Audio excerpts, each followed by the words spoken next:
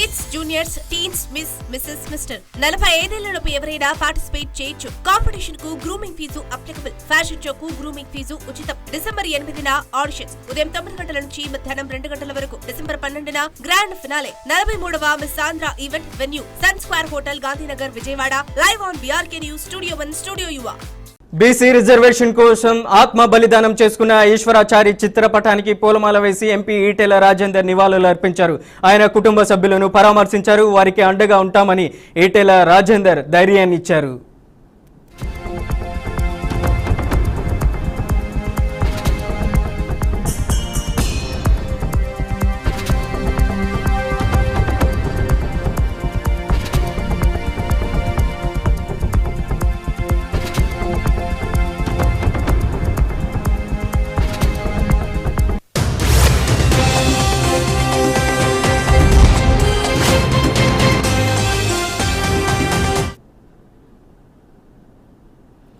మేడ్చల్ జిల్లా Dundigal police station సమీపంలో ఘోర రోడ్డు ప్రమాదం జరిగింది. టిప్పర్ లారీ పల్సర్ 2-వీలర్ ను ఢీకొట్టింది.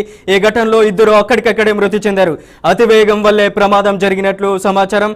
వెంకట్ రామ్ నగర్ కు చెందిన మహిళ ర్యాపిడో బుక్ చేసుకుని గండి మైసమ్మ వైపు వెళ్తుంది. ఆ సమయంలో యాక్సిడెంట్ జరిగింది. ర్యాపిడ్ డ్రైవర్ అయ్యప్ప స్వామి మాలలో ఉన్నారని స్థానికులు తెలిపారు.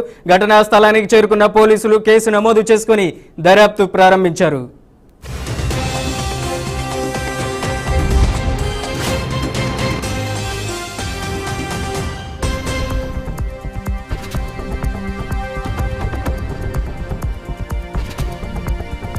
హవాయిలోని కిలోయ అగ్ని పర్వతం మరోసారి విస్ఫోటనం చెందింది. అగ్నిపర్వతం నుంచి భారీ ఎత్తున లావా ఎగిసిపడుతుంది. 100 అడుగుల ఎత్తు వరకు లావా విరజిమ్ముతుంది. ప్రపంచంలో అత్యంత క్రియాశీల అగ్నిపర్వతాలలో ఒకటైన కిలోయ విస్ఫోటనం ఏడాది క్రితం ప్రారంభమైంది. ఇప్పటి వరకు కిలోయ అగ్నిపర్వతం 38 సార్లు బద్దలైందని అధికారులు తెలిపారు. ఉత్తర వాయువ్య భాగం నుంచి ప్రస్తుతం సుమారు 50 నుంచి 100 అడుగుల ఎత్తులో నిరంతర లావా ఎగిసిపడుతుందని US geological services Hawaiian volcano observatory వెల్లడించింది. అగ్నిపర్వత వాయువు బూడిద వల్ల స్థానిక విమానాశ్రయాలు ప్రభావితమయ్యే అవకాశం లేదని అధికారులు స్పష్టం చేశారు. లావా వాయువు బూడిద వల్ల ఏర్పడే యుఎజీ చుట్టుపక్కల వాతావరణంపై ప్రభావం చూపే అవకాశం కనబడుతుంది. ఇక స్థానిక వాసులు, పర్యాటకులు ప్రత్యేక జాగ్రత్తలు తీసుకోవాల్సిన పరిస్థితి నెలకొంది.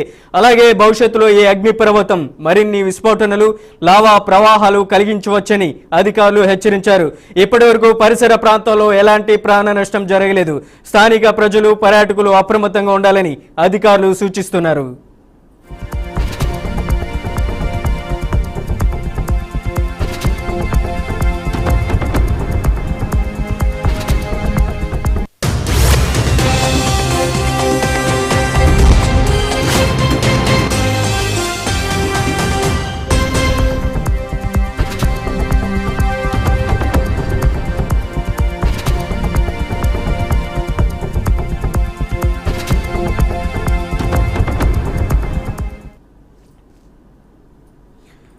బ్రేకింగ్ చూస్తున్నాం. ఇండిగో సంక్షేమం నేపథ్యంలో ప్రముఖ విమానయాన సంస్థలు టికెట్ల ఛార్జీలను విపరీతంగా పెంచడం పట్ల ప్రయాణికులు తీవ్ర ఆగ్రహం వ్యక్తం చేస్తున్నారు. మరోవైపు ఛార్జీలను అడ్డగోలుగా పెంచితే కఠిన చర్యలు తీసుకుంటామని కేంద్ర పౌర విమానయాన శాఖ మంత్రిత్వ మంత్రి రామ్మోహన్ నాయుడు హెచ్చరించారు. ఈ పరిణామాల నేపథ్యంలో టికెట్ల ధరలపై ఎయిర్ ఇండియా కీలక ప్రకటన చేసింది.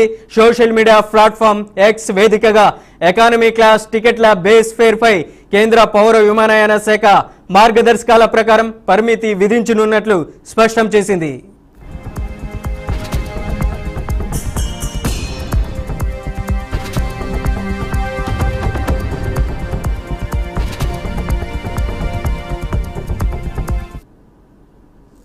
ఇక ఈ తాజా నిర్ణయంతో ఎకానమీ క్లాస్ బేస్ ఫేర్ కు క్యాప్ అమలు కానుంది. ఈ నిబంధనలు మరికొన్ని గంటల్లోనే అమల్లోకి వస్తాయని ఎయిర్ ఇండియా ఎక్స్ప్రెస్ వెల్లడించింది. అయితే ఈ అమలు ప్రక్రియలో థర్డ్ పార్టీ సిస్టంలపై ఆధారపడాల్సి రావడంతో ప్రయాణికుల బుకింగ్లకు ఎలాంటి అంతరాయం కలగకుండా దశల వారీగా అమలు చేస్తామని ప్రకటించింది. అదేవిధంగా ఇప్పటికే ఎకానమీ క్లాస్ టికెట్లు బుక్ చేసుకొని నిర్దేశిత పరిమితి కంటే ఎక్కువ బేస్ ఫేర్ చెల్లించిన ప్రయాణికులకు ఆ అదనపు మొత్తాన్ని రీఫండ్ చేస్తామని ఎయిర్ ఇండియా ఎక్స్ప్రెస్ ప్రతినిధులు తెలిపారు.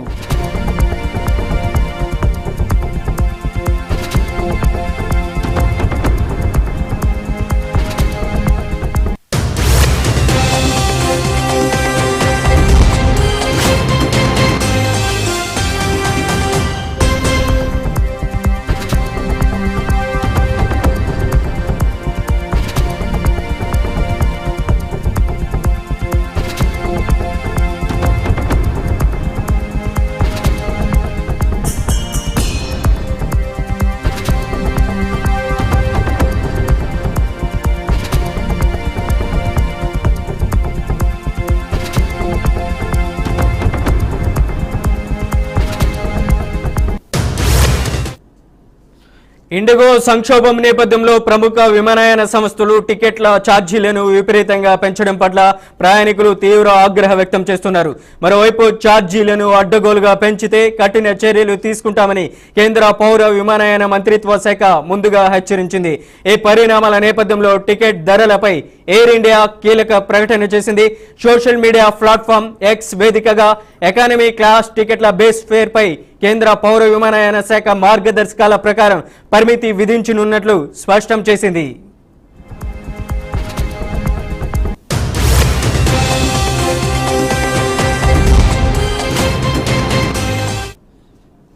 ఇక ఈ తాజా నిర్ణయంతో ఎకానమీ క్లాస్ బేస్ ఫేర్ కు క్యాప్ అమలు కానుంది.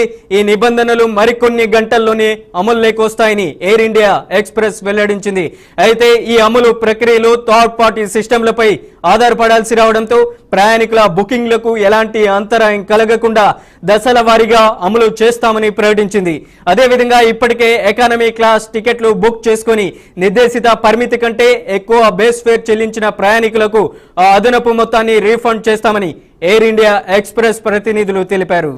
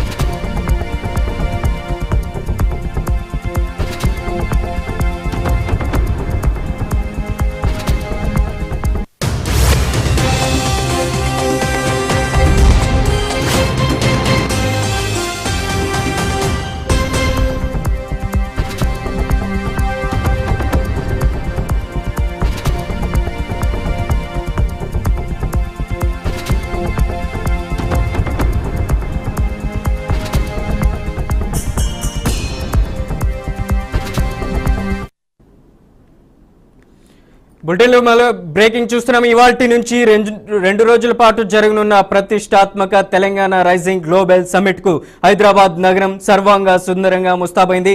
2 రోజుల పాటు సమ్మిట్ కొనసాగనుంది. 44 దేశాల నుంచి 154 మంది అతిథులు ఫోర్ట్ సిటీకి రానున్నారు. 2000 మంది కూర్చునేలా ప్రారంభ వేదికను అధికారులు సిద్ధం చేశారు. మధ్యాహ్నం 1:30 సమ్మిట్ ప్రారంభం కానుంది. తొలి రోజు ఆర్థికవేత్త Abhijit Banerjee, Trump media and technologies నుంచి ఎరిక్ స్వేడర్ స్విచ్ ఇవ్వనున్నారు. ఈ స్పీచ్ కు ప్రధానంగా ఆసక్తిగా నెలకొనుంది. మధ్యాహ్నం 2:30 సీఎం రేవంత్ రెడ్డి ప్రసంగించనున్నారు. వివిధ అంశాలపై 27 సెషన్లలో చర్చలు జరపనున్నారు.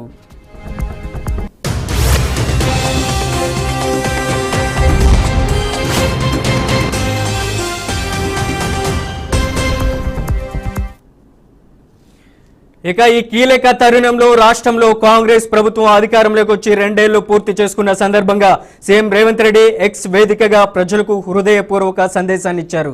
తెలంగాణ ప్రగతి ప్రస్థానాన్ని వివరిస్తూ భవిష్యత్ కార్యాచరణపై స్పష్టతనిచ్చారు. జాతి కోసం, జనహిత కోసం గొప్ప కలలు కనాలంటే ధైర్యం ఉండాలని, గొప్ప కార్యాలు చేయాలంటే మహా సంకల్పం కావాలంటూ రేవంత్ రెడ్డి ఎక్స్ లో పోస్ట్ చేశారు. గత 2 ఏళ్లుగా అహర్నిశలు శ్రమించి తెలంగాణను ప్రగతి శిఖరాలపై నిలబెట్టేందుకు తప్పించానని పేర్కొన్నారు. గత పాలకుల నిర్లక్ష్యంతో శిథిలమైన వ్యవస్థలను సరిదిద్ది నిరుద్యోగ యువతకు కొలువుల జాతరతో కొత్త భరోసా కల్పించామని సీఎం రేవంత్ రెడ్డి తెలిపారు. రుణభారంతో కుంగిపోయిన రైతులకు అండగా నిలిచి దేశానికే ఆదర్శంగా నిలిచామని గుర్తు చేశారు.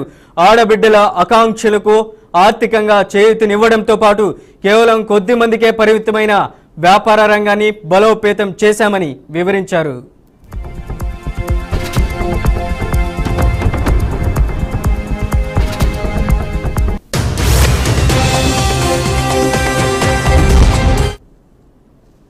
సామాజిక న్యాయం తమ ప్రభుత్వ ప్రాధాన్యత అని స్పష్టం చేస్తూ బలహీన వర్గాల 100 ఏళ్ల ఆకాంక్ష అయిన కులగణన చేపట్టామని, మాదిగ సోదరుల దశాబ్దాల ఉద్యమానికి ఎస్సీ వర్గీకరణ ద్వారా న్యాయం చేశామని తెలిపారు.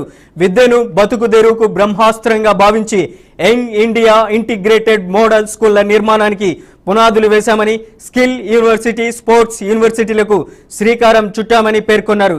తెలంగాణ తనకు తోడుగా ఉన్నంత వరకు, ఈ గొంతులో ఊపిరి ఉన్నంత వరకు తెలంగాణ రైజింగ్ను తిరుగులేదని తన సందేశాన్ని సీఎం రేవంత్ రెడ్డి ముగించారు.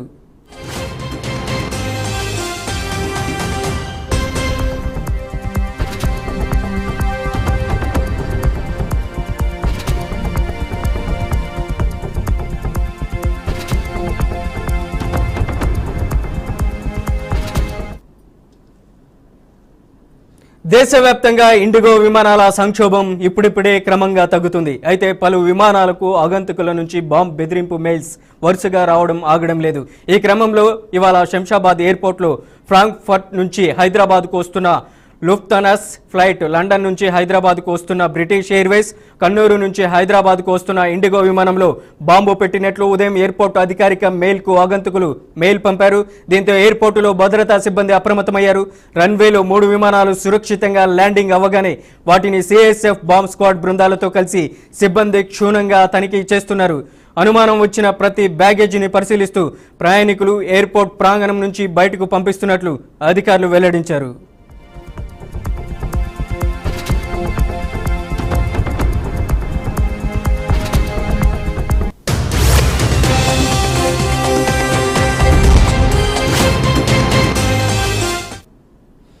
దేశవ్యాప్తంగా ఇండిగో విమానాల సంక్షోభం ఇప్పుడిప్పుడే క్రమంగా తగ్గుతుంది. అయితే పలు విమానాలకు ఆగంతుకుల నుంచి బాంబ్ బెదిరింపు మెయిల్స్ వరుసగా రావడం ఆగడం లేదు. ఈ క్రమంలో ఇవాళ శంషాబాద్ ఎయిర్పోర్ట్లో ఫ్రాంక్ఫర్ట్ నుంచి హైదరాబాద్కు వస్తున్న లుఫ్తానాస్ ఫ్లైట్, అలాగే లండన్ నుంచి హైదరాబాద్కు వస్తున్న బ్రిటిష్ ఎయిర్వేస్, ఇక కన్నూరు నుంచి హైదరాబాద్కు వస్తున్న ఇండిగో విమానంలో బాంబు పెట్టినట్లు ఉదయం ఎయిర్పోర్ట్ అధికారిక మెయిల్కు ఆగంతుకులు మెయిల్ పంపారు. దీంతో ఎయిర్పోర్టులో భద్రతా సిబ్బంది అప్రమత్తమయ్యారు. రన్వేలో 3 విమానాలు సురక్షితంగా ల్యాండింగ్ అవ్వగానే వాటిని సిఐఎస్ఎఫ్ బాంబ్ స్క్వాడ్ బృందాలతో కలిసి సిబ్బంది క్షుణ్ణంగా తనిఖీ చేస్తున్నారు. అనుమానం వచ్చిన ప్రతి బ్యాగేజీని పరిశీలిస్తూ ప్రయాణికులను ఎయిర్పోర్ట్ ప్రాంగణం నుంచి బయటకు పంపిస్తున్నట్లు అధికారులు వెల్లడించారు.